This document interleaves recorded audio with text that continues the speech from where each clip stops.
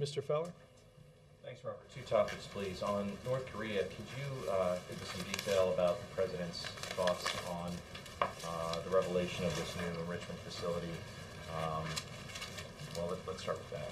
Well, look, I'm not going to get into intelligence or anything like that. I'll just say that obviously their claims, if true, contradict the pledges and commitments that they've made repeatedly to the international community. As you know, our representatives are traveling in the region right now to brief our partners and our allies and coordinating a policy response to their actions. You say if true, is it still in doubt? I'm not going to discuss intelligence out here. And while the parties involved are trying to get North Korea to comply to be part of the six-party process, does the White House view that this threat is deepening? Is this another example of that?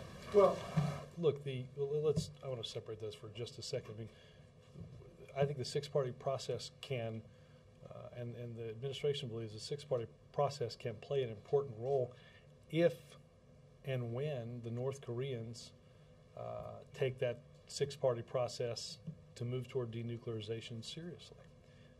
We do not wish to talk simply for the sake of talking.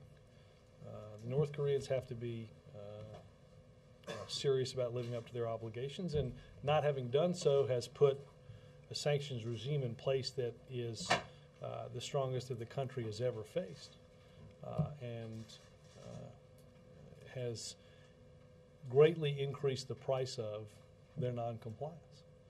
What was your second? Is that all the while is the threat deepening for North Korea? Well, I think that the threat has always been serious.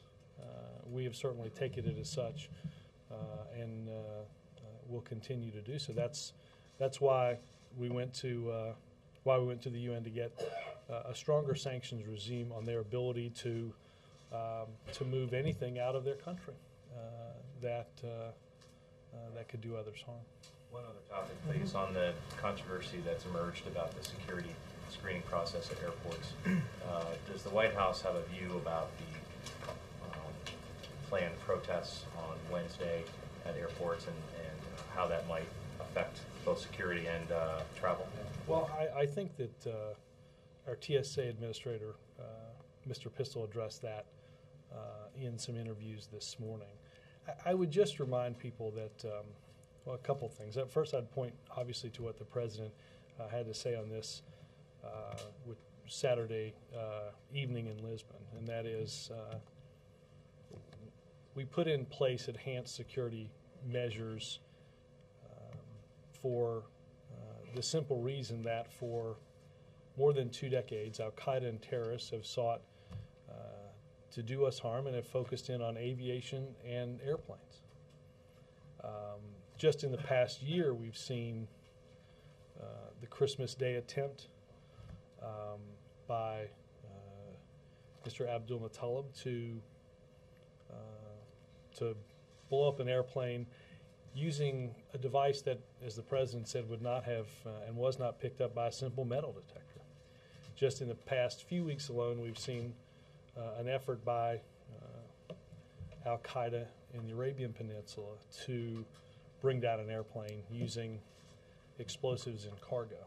So we must do everything that we can to protect the public. The President, again, as you heard him say a few days ago, in meeting with Secretary Napolitano and Administrator Pistol, have said our goal must be to maximize protection and security and minimize inconvenience and invasiveness. He asked them then and continues to ask those that we do all that we can to protect the public and do so in a way that is the least inconvenient as possible. And it's not an easy task. But we know that Al-Qaeda. We know from intelligence that Al-Qaeda seeks to do harm through aviation security, through through devices concealed on a body inside of a device that one might take onto an airplane or in luggage that's put on an airplane. So our charge is to do all that we can to protect those that travel, but also to do so in a way that's, as I said, minimally invasive. And that's a balance that we will continue to search for. I think what's important is this was a process that, based on intelligence and based on feedback, is and will continue to evolve and change. That's the nature of both the threat and the response to it. So I think that you've been asked, well, will you take into account some of people's concerns or complaints based on medical conditions or how they feel personally about some of this? Absolutely. We seek to do, as I said, we seek to maximize the security and protection and minimize that invasiveness. So this is these are procedures that will continue to evolve. Again, the charge of the TSA is to ensure that when you or I or others get on to an airplane, that we can feel reasonably assured that we can travel safely. And I think that's what the President wants, certainly most of all this around travel for this Thanksgiving holiday. Karen? Robert, what happened between Sunday when the head of the TSA seemed to be signaling no ground on the searches and pat-downs, and Sunday night and this morning when he's talking about the need for some flexibility? Well, look, I don't know that anything in particular happened except, again, I think if you look at what the President's charge has been in a flexible and evolving security process, is to ensure exactly what I just told Ben, that we put the utmost importance on protection, and to do so in a way, have that carried out in a way that is the least inconvenient for those that travel. Again, it's and look, the policies have to evolve. Remember, when we originally, and this is years ago, so I'm going to use a couple of examples. When we originally did TSA screening, you didn't have to take your shoes off. Then someone tried to put a bomb in their shoes, and X-raying shoes was something that was important. Now we've moved, obviously, to something where Mr. Abdul-Muttalib had a device on himself that walking through a metal detector the metal detector's not going to go off. Because of that, we moved to AITs, Advanced Imaging Technology, to provide security screeners with a better opportunity to detect whether or not somebody's trying to smuggle, again, something concealed on themselves, concealed in what would be a normal device, or in their luggage. I also wanted to ask about START. Do you feel that you've answered Senator Kyle's concerns on this issue, and at what point does it just become a political disagreement? Well, I think, as the President said on Saturday, that we take everyone at their word that they are here to protect and do all that they can to protect the country. The President spoke with Senator Kyle last week. Was that before or after? After. The Vice President continues to speak with senators from both sides of the aisle on trying to move this process forward. Look, if Senator Kyle has questions, we're happy to address them and to meet them. That's an important thing to do in this process. I think it's important if you look at what the series and range of statements that we heard over the course of the weekend from the military, from those retired in the military who had operational roles in our nuclear security, hearing from our allies in NATO, and particularly our allies in Eastern Europe, those closest to Russia and the old Soviet Union, in in saying clearly that ratification of this treaty is in their best interest and our best interest in getting it done quickly. That's, I think, a tremendously important endorsement for those efforts in curtailing the number of deployed nuclear weapons and ensuring an inspection regime as it relates to the Russian nuclear program. Robert, on the TSA rules, when Secretary Clinton was asked yesterday on CBS whether she would submit to this, she laughed and said that she wouldn't want to. How can you ask the rest of the public to follow through on these rules if a senior administration official laughs at them and says she wouldn't do it? I think, Ed, if you go back to look at the course of her interviews, I think she also says that, look, I think we'd all love to live in a world and exist in a place where none of this is required. But as she said, we don't have that luxury because, as I said earlier, that we've known for 2 decades that Al-Qaeda and terrorists of the like have sought to do harm using an airplane inside the aviation, inside the realm of aviation. Look, first and foremost, to avoid something like that, one should go through the AIT. One should go through that screening device in order to be put on a plane. But I think, Ed, what she was saying was, if you look at, we live in a world where, of course, nobody would want to. It would be nice to live in a world where that wasn't necessary. But again, just less than a year ago, we know that somebody got on an airplane with the intent of blowing it up, using a device that would not have been picked up by a metal detector. And that's cause for quite a bit of security concern. So if the regulations are so important now to prevent another Abu Muttalib, why did it take nearly a year to put this system in place? Why didn't it happen in February, March, April? Well, it happened last Christmas. There are a series of procedures that have been phased in. We have AITs, Advanced Imaging Technology. Those are the machines at, I believe, 69 of roughly 400 or 450 airports throughout the country. Obviously, there has been a process for the construction and the procurement of those machines, but it was not going to happen overnight. We have, and look, I think that as the security system involving pat-downs, as I said earlier, has evolved. It's not something that just started a week or so ago. This is something that has been phased in over a series of time. Real quick on North Korea, various officials like Secretary Gates have said they knew in general North Korea wanted to enrich uranium, but they didn't know about this specific facility. Is that a failure of U.S. intelligence then, that it took the North Koreans to tell the U.S. here it is? I'm not going to get into openly discussing the intelligence on that. We have a new poll on some of these security measures being taken. Nearly half the public says that they're concerned about the health risks possible because of the new scanners, or unsure about the health risks. The administration's position is that there are no health risks.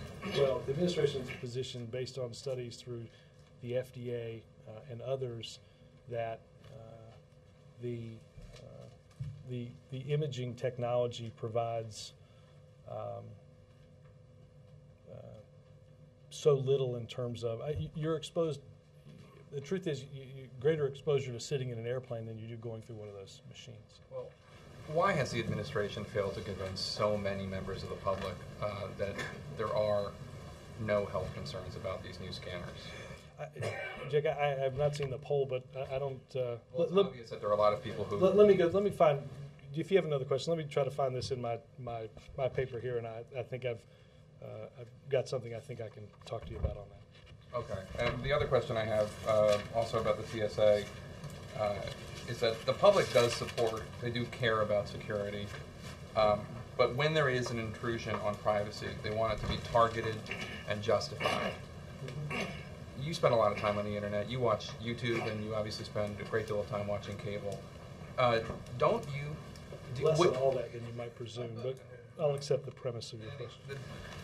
Do you think, are you confident that the TSA intrusions onto people's privacy have been targeted and justified? Well, I'll say this. We are used to the understanding of a profile that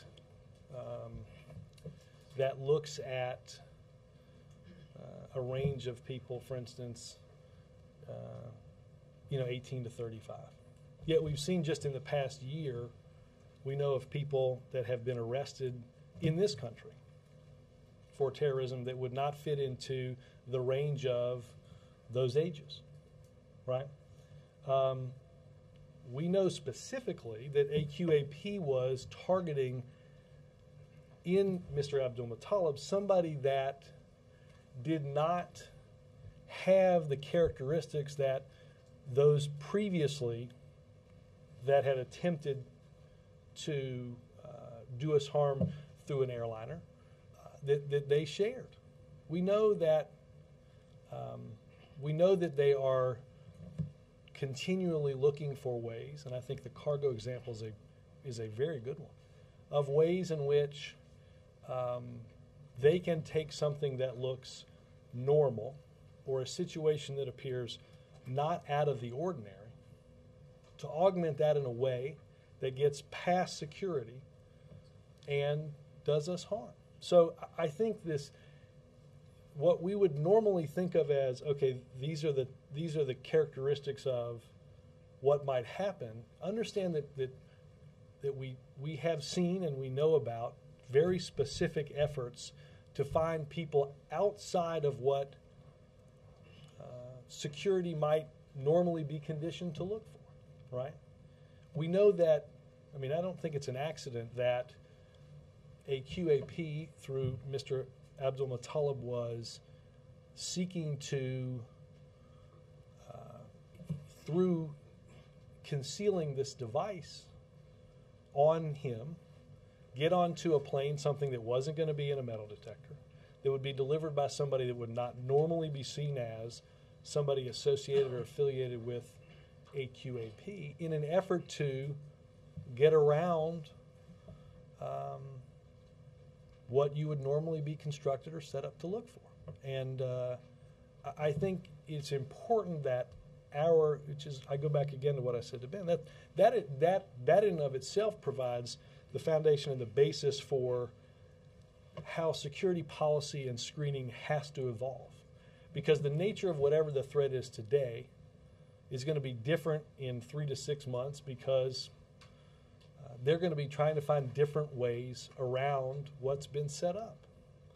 And I think that goes back again to what Secretary of State Clinton said. Look, we would love, and the President said this, we have an apparatus now that greets us in going into buildings or getting onto an airplane that didn't exist before. And we'd love to go back to a world in which none of that had to exist. But we have to continue to evolve and meet the threat that is out there. You're a parent. The President is a father.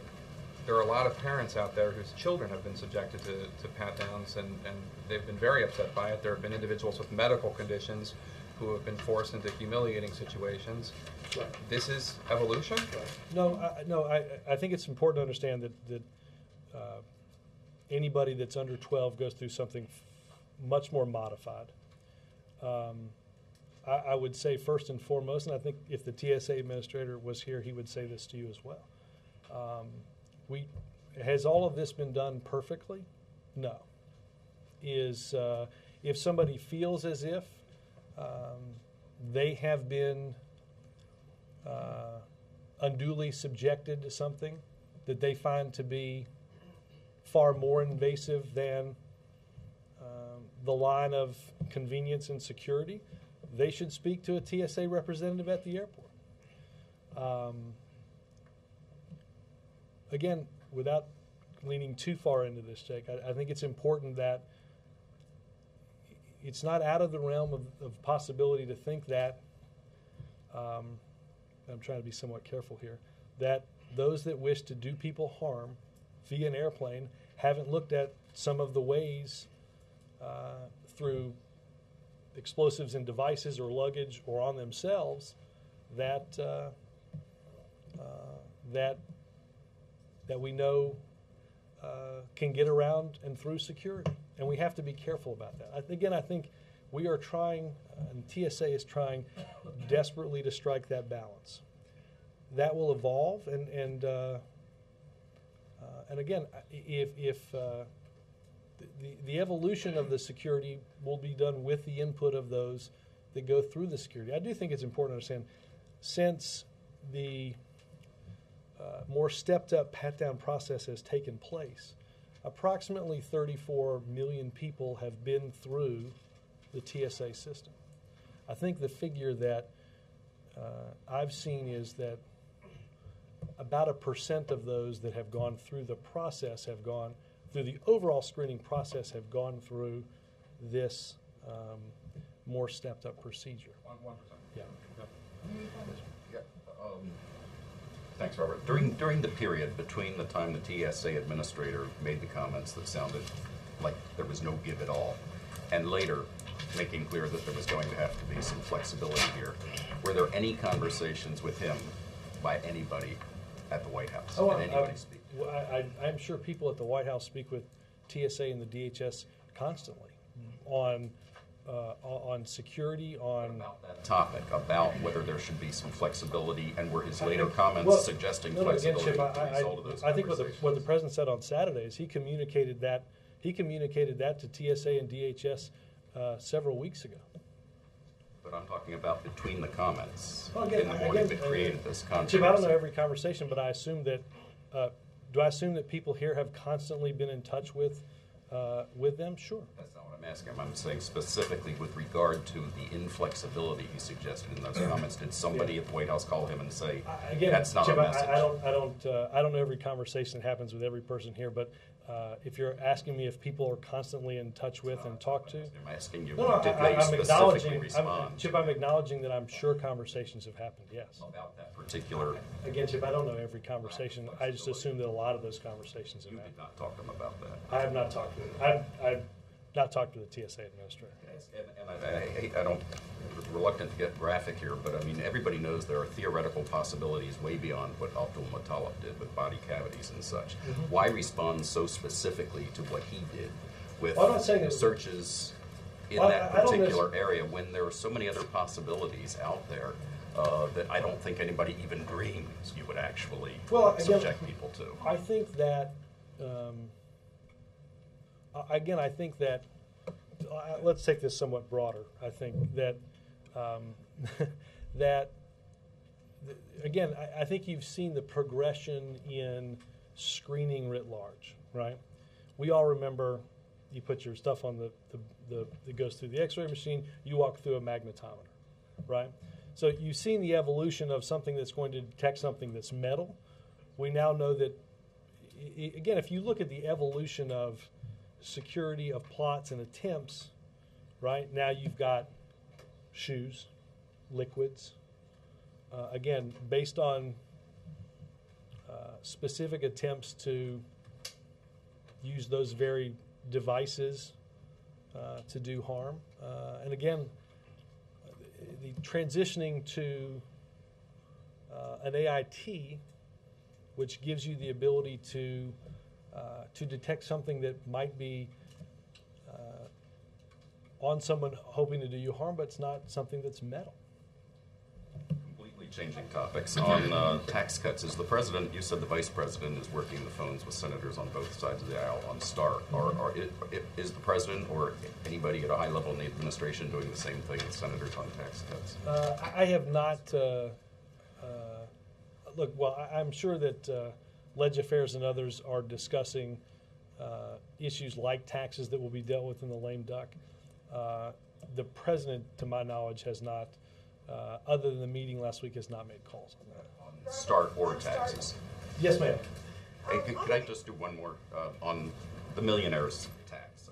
There's this group of millionaires now saying that they don't want to extend the tax cuts for millionaires. So they say it's their patriotic duty.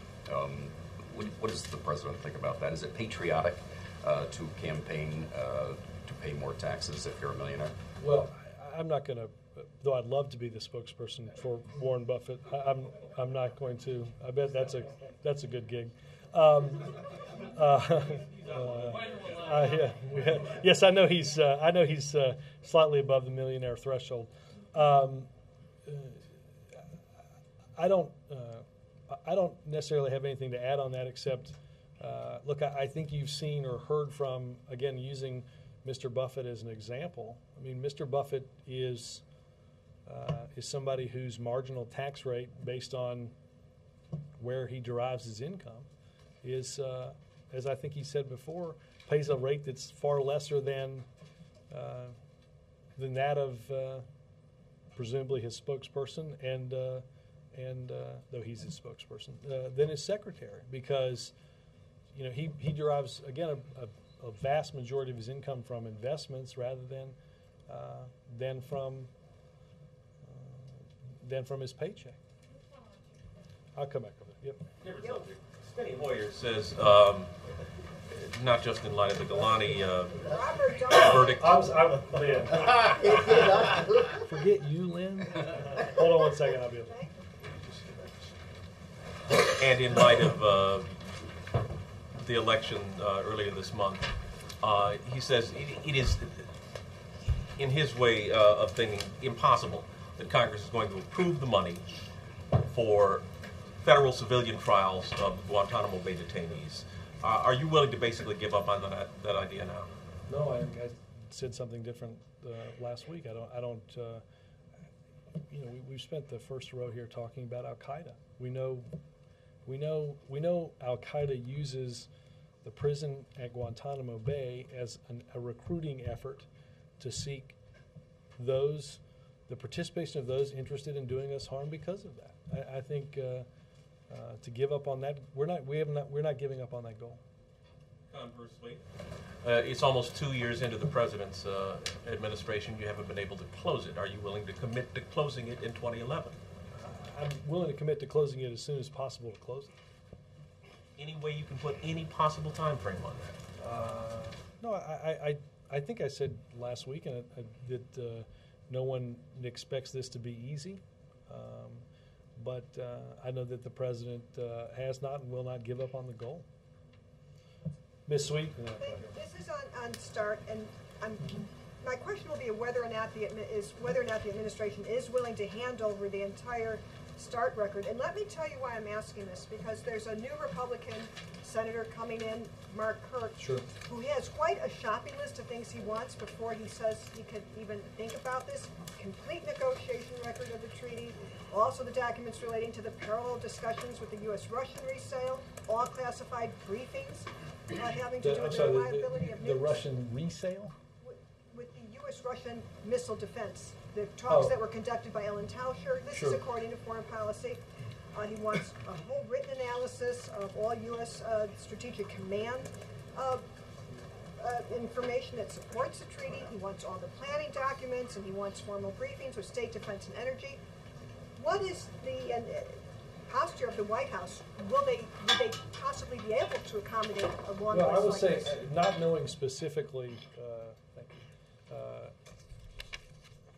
I'd have to obviously have somebody look at the technical list. But I think a lot of what Senator-elect Kirk is looking for in way of documentation and briefing and questions, I don't know if some of that has been asked and answered, and we'd certainly provide that documentation to him. I think a discussion with somebody like General Cartwright on missile defense or others at a classified level, but those are conversations that are being had currently with senators right now. So I think if there's information that we have that can help answer those questions, we'd be more than happy to provide that information, those briefings, that documentation to Senator-elect Kirk or anybody else in order to demonstrate. General Cartwright would tell him this has no effect on our ability,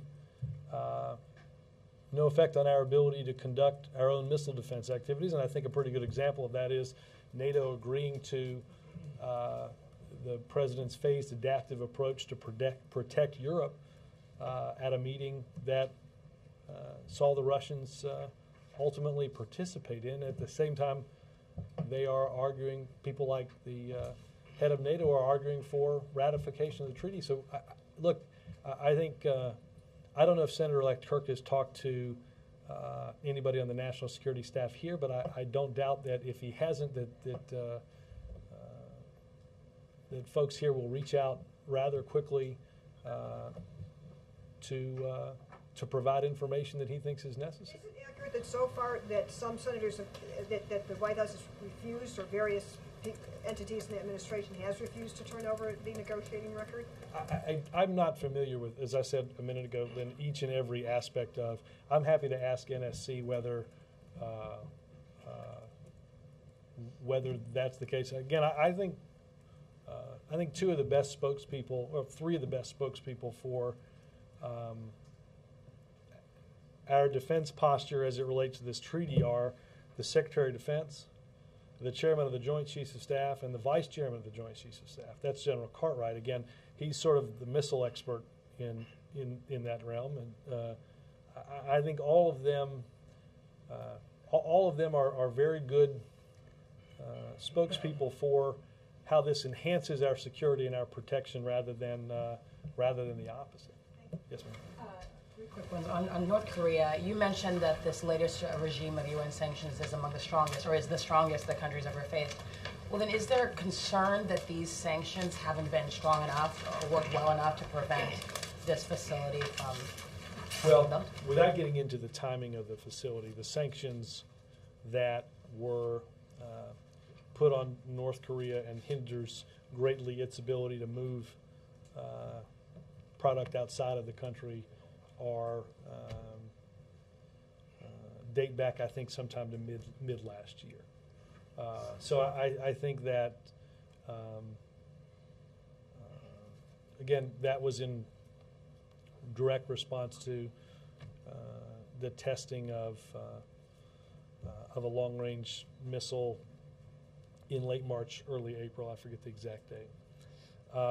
So, look, I think you can go back many, many years to the North Koreans walking away from their obligations in six-party talks, in discussions with their neighbors, their partners, and their allies, and a flaunting of those international standards. We've been aware of for quite some time. So, but the sanctions don't. I mean, are you saying that wasn't this plant built rather quickly in the last couple of years or year or more?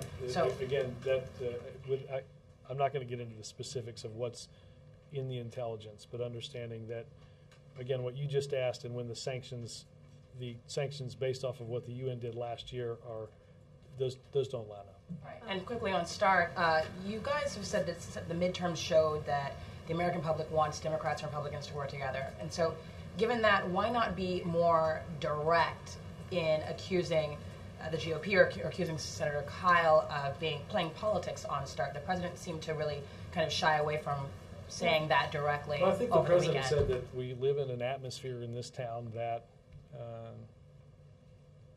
normally, if one side wants to do something, then the other side doesn't want to do something. I think, given who you've seen in terms of validators and supporters of this treaty, that doesn't fit the mold of what do we normally see in a political issue. And we don't think it should fit that mold, given who those supporters are. We think this is something that can and should get done over the course of the next several weeks, and certainly before the end of the year. Last question. Senator Simpson from the Deficit Commission said something colorful about the fight to raise the debt limit. He said there's going to be a big fight, and there'll be hair and eyeballs all over the floor. So are you guys concerned that Tea Party Republicans and others will stand in the way of raising? This is, of course, looking out of the next Congress, but are you concerned that people will stand, new Republicans will stand in the way of raising the debt limit in a way that could really hurt?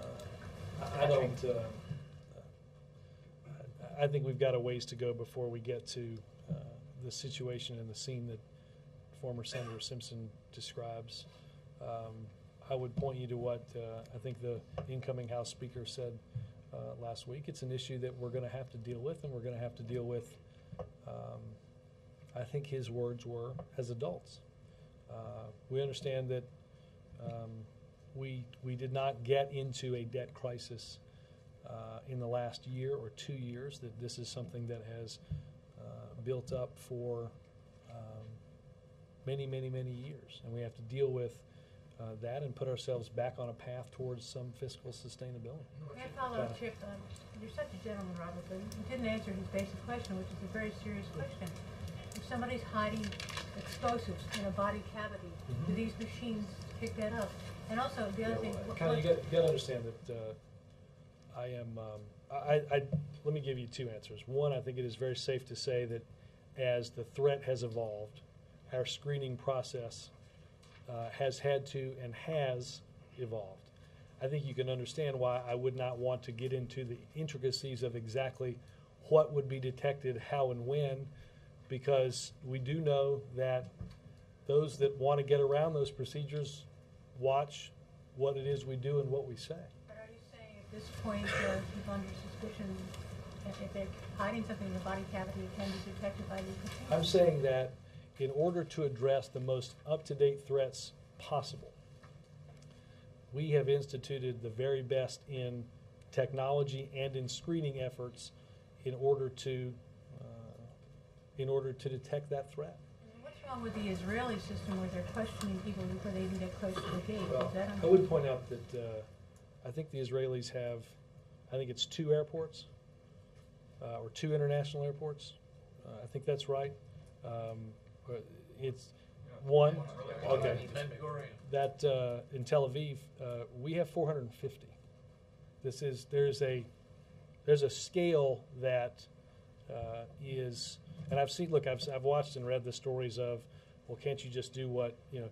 Understanding the scale involved is infinitely different. Let me go, Jonathan. A couple of questions. First, the next week, it's Wednesday, the President's Debt Commission is due to reach its conclusions, Does the President have anything planned off of that to try to pick up the ball where they leave off? I have not looked through next week's schedule, Jonathan, and don't know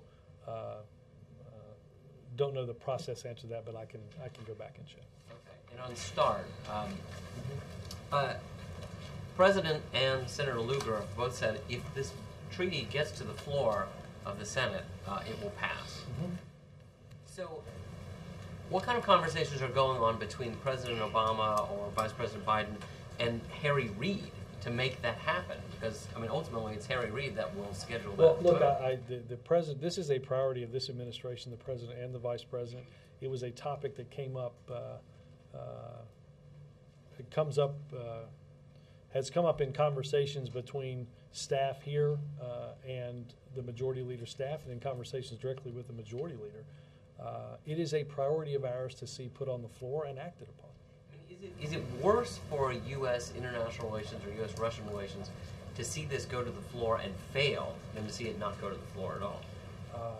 It is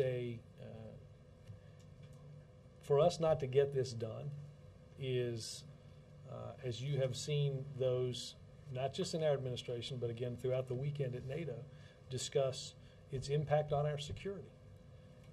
Those countries, again, and I make mention of this, that border, that represent that easternmost border with Russia, are as believe this has to get done as urgently as we do, and I think that is an overwhelming endorsement for why delay on this just doesn't make a lot of sense.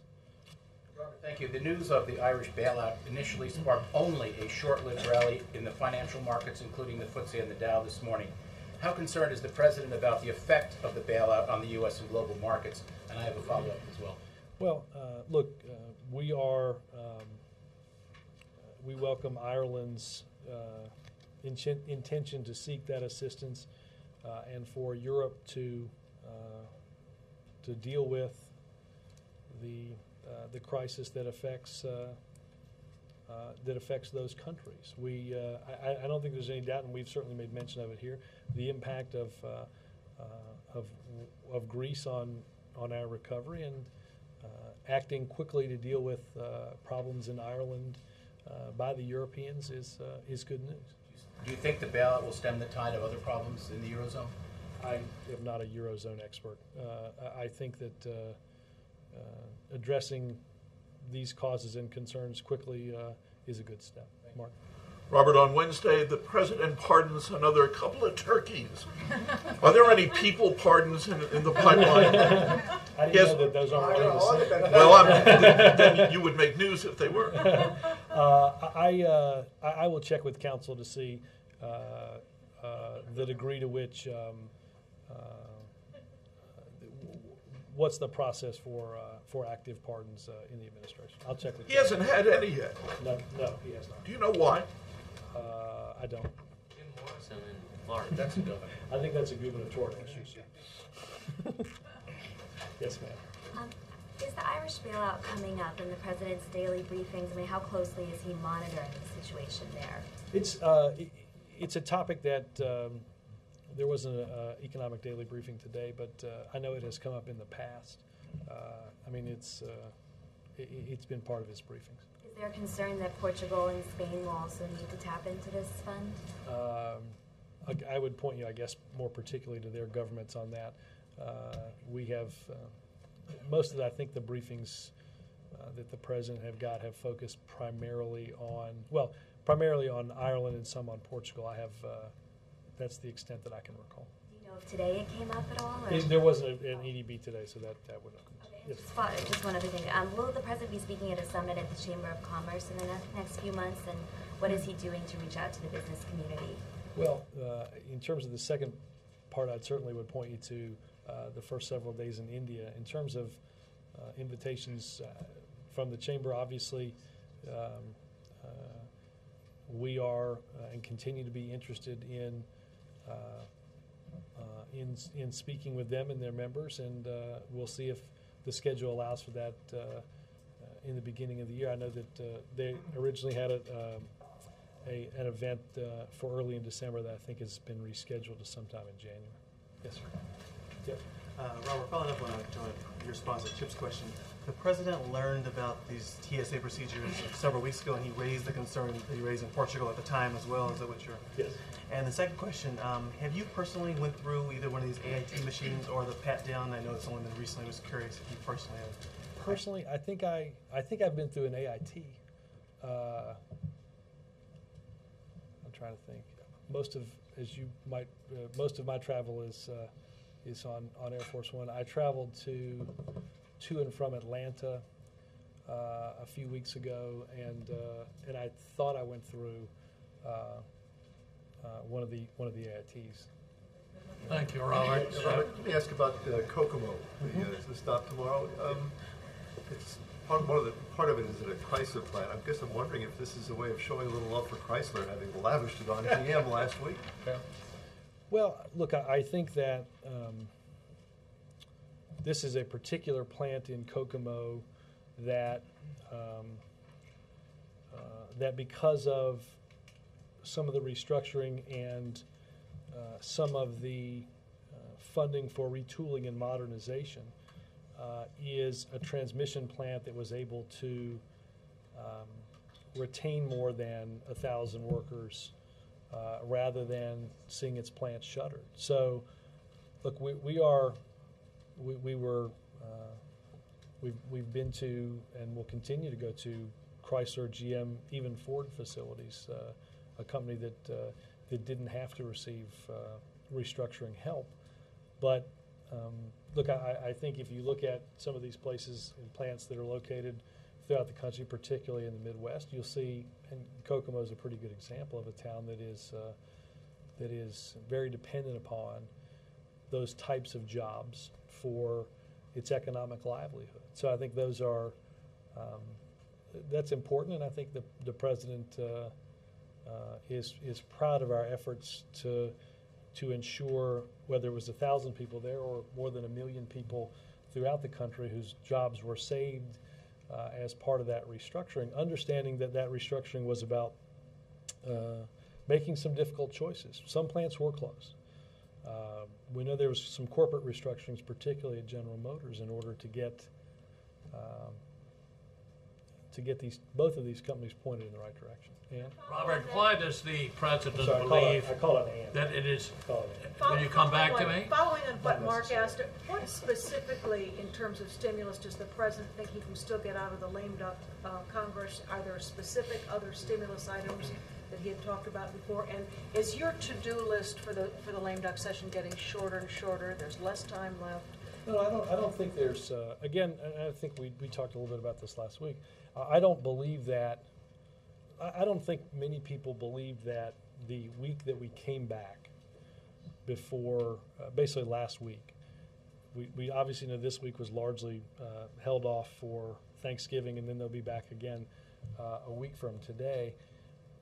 I don't think many people believed that that first week back was going to be a period in which a lot of legislative business would be gone through. It is traditionally an orientation and a caucus organizing process on both sides of the aisle. You've got members and senators that are leaving. You have new members and new senators that are coming in. My question is really more on what you're actually going to get done. You didn't have a chance to meet with the Republicans, but again, a lot of that's focused toward January. Anyway, But again, I think but Ann, I think you know that I think that, if I'm not mistaken, that meeting is happening a week from tomorrow. Right. So again, I think moving a meeting from one week to the next does not stymie our legislative agenda. On the to-do list, do you have a specific list for us? Well, what you I'll can say do? several things. This is not a totally exhaustive list because as my memory is not what it used to be, even from this morning. Look, I think there's no doubt that, as you've heard the president say, we've got to deal with issues around taxes. We're going to have to deal with issues around unemployment insurance and compensation as well. You've heard the president make mention of START. That's something that is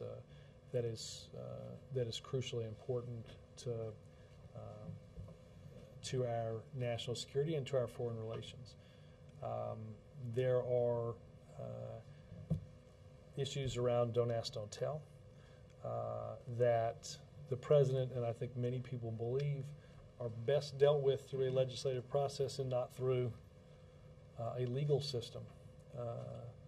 There are priorities such as the DREAM Act. There are several things that, and again, I know I'm probably leaving out more than I'm mentioning, but I think there's no doubt we have plenty of work left to do. I think we also have plenty of time with which to. Ask the Pentagon to hurry up to November 30th to report its internal report on. I think the original date was the December 1st. Obviously, the report is being released a day or so early in order to have some informed hearings on the survey and its results. I think those hearings, if I'm not mistaken, start on the 1st. But I think it's important if you look at what others have said, particularly, take for instance Secretary Gates. I mean, we know, we can do this legislatively. The House has done this. The Senate can do this. Do this legislatively, which provides an avenue with which to implement the policy. A court doing this is not likely to provide the Pentagon and others with a pathway for doing this. And I think in order to do this in a way that the President and others want to see, that doing this legislatively is the best way to do this. Yeah. Thanks, Robert. Robert, on two separate issues. One, there's such a focus on security at airports. And you talked about how the terrorists are focusing in on using airlines as some of their ways to commit terror. But what about this country's rail system? What about the security for rail? I mean, we saw in London in the tube, we saw Spain on the rail system there. What about the nation's rail system and subway system in major cities? Without getting again into a lot of detail about what's out there, I think, let me say this, I think if to presume that only aviation security is a priority is not the case. Obviously, there's passenger rail, there's cargo rail, there's a whole host of different ways in which we know terror can be brought into this country. Aviation is not the only thing that we are concerned about. We know that I think, if I'm recalling correctly, the plot that Mr. Zazi was planning had dealt specifically with some aspects of transportation beyond that of airports. The only reason I mention airports is, again, we know for quite a long period of time this has been a focus of Al Qaeda and its affiliates. Glenn? I'm not finished. But is Amtrak working along? I'm talking about passenger rail, because some of these corridors, particularly the East Coast corridor into Washington, is very sensitive. Right. Is there any pushback from Amtrak? Is this administration working with Amtrak to try to work something out to enforce security on their rail system? Passenger rail? I don't have a lot of this stuff in front of me, April, but I can assure you, and I would contact both DHS and Amtrak to discuss, in particular, regional, transcontinental passenger rail, all that sort of thing. All right, and also on my other issue that I wanted to ask, the midterms are over. You said expect change after the midterms as far as administration staff. Are we expecting to hear some names being dropped of new moves, and are you going to stand at that podium much longer? Well, I'm going to be out here to answer a few more questions. How much longer? I don't know. It's a good question, Lester. Do you have anything to do? Yes, I do. Hold on. Let me answer April's question. Let me answer. You'll come back. Not necessarily. Why not? Because there's a whole group of people, and I think I called on you just last week. Last week? Yes. Well, we haven't briefed since then, Lester. For goodness sakes. I mean, But you hold on. one on the front here for Lester? 8 questions. Lester, let me answer the question that's been posed to me. I'm going to pick on some other people, not necessarily. April, in terms of the reorganization, obviously that's something that the Chief of Staff, the President, and others are continuing to work on. I don't have a timeline for when any of those announcements would be made. So Glenn? what about you? Are you going to leave us? I have spent very little time working on that. Glenn? Robert, about a week ago, a freshman Republican congressman named Andy Harris from Maryland stood up apparently in a benefits session in the House and complained about how the time it would take, 28 days, for his government-subsidized health insurance to kick in. Do you think there is some element... Irony alert. Yes. Do you think there is, some progressive groups have called for House members who want to repeal the health reform law to renounce their health insurance? Do you think there's an element of hypocrisy here, and do you think it would be a wise idea for them to do that? I do think there seems to be an element of understanding the role that health insurance plays in the security of families, regardless of their economic lot in life.